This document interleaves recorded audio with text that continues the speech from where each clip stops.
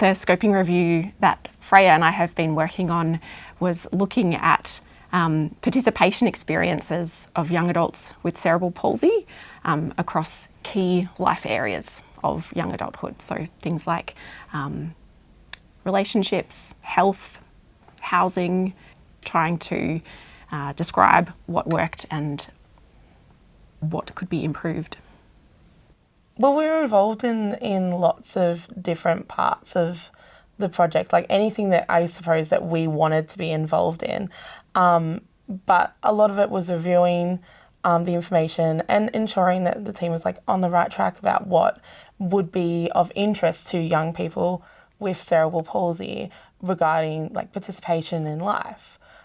So making sure that it was relevant and also that the voice of young people was involved in every stage of the project.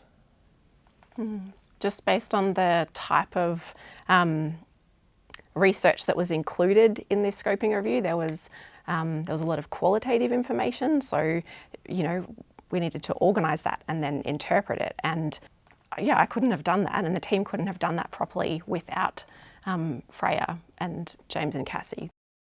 It's something that was like relatively new to both of us and to a lot of people in the team. So understandably, there was a bit of teething issues in terms of like, how do we work together and how does communication look? I think over time we built those skills and we got to know each other better, how we like to communicate. And also I think something that Stacey did that has been really helpful was using multiple ways of communicating. Having those multiple touch points and check-ins without being, you know, overbearing meant that people were able to receive the information in a way that worked for them. Authentic consumer involvement looks like real engagement where, I guess from a research perspective, a researcher really does want to include someone with lived experience and not just be ticking a box. And it's not just tokenistic. Yeah. It's not just saying, oh, they were involved, it's actually being involved. Yeah. And along the course of a project or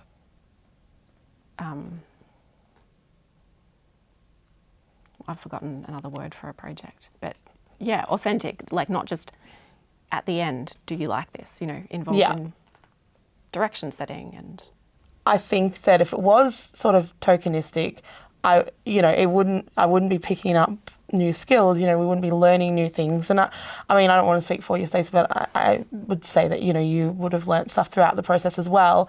And so that like mutual kind of learning together, I think is important when we're talking about like authentic like consumer involvement and research. Definitely. Yeah, I learnt a huge amount, and I think that you were really generous with me as I was learning and, you know, getting things wrong or, you know, do something differently next time, and I really appreciated that. I was just thinking, it's like similar on the other end. I probably asked some questions and you're just like, oh my gosh, this is like basic year one university stuff. I can't remember thinking that, but you know. I was really nervous meeting Stacey, but also she kind of admitted that she was a bit nervous too. And like, I think that really actually helped, was like, make me feel a bit more at ease of like, okay, it's fine that this is a bit of a new experience and I'm not really sure what's involved and how it looks. And so it does take time to build rapport, and I think it's just really important to recognise like throughout, particularly early on in the process, that regular kind of checking of, is this working? And even giving some suggestions about what's worked for other people in the past can be really helpful. There's a common saying in the disability like rights world, nothing about us without us. And I think that it's really important in every aspect of life. And that includes research that's about people with disabilities. And so I think that it's not only beneficial having people with lived experience involved in research about them, but I believe that it's integral to making sure that research is relevant and useful for the people it's designed to be useful for.